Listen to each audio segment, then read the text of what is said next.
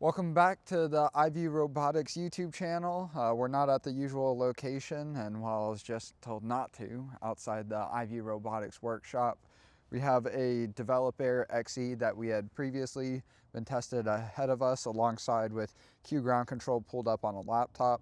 We're hoping to fly this Developer Mini as well earlier today, but the lighting system is not working, and it looks like the mLRS radio that is supposed to be connected to this mLRS radio. So this is acting as a TX, this is acting as an RX.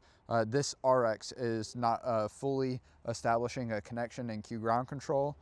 So seemingly there's something wrong with that RX and not this TX, as seen with it being connected to this Developer XE.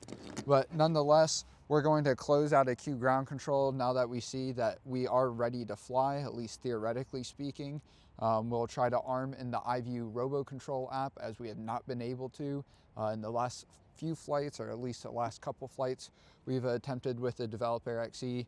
If we're not able to arm in the iVue RC app, we'll go ahead and try it out in Q ground control as well, just to verify that we're not experiencing any other problems now, but should be a pretty quick video. So closing out a Q ground control.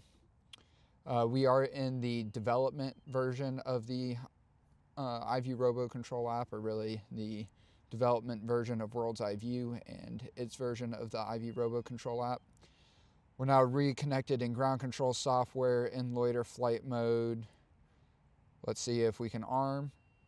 Yep, we can arm and we can disarm. So it looks like Mohit did go ahead and fix the issue. We're not going to fly out here, just this is not the greatest spot to fly. So we'll head out to the local park, actually probably tomorrow morning at this point, actually get this Developer XE back off the ground using the iVue RC app. But I think that's it for this video. Thanks for watching, and you'll catch me in the next one. Thanks.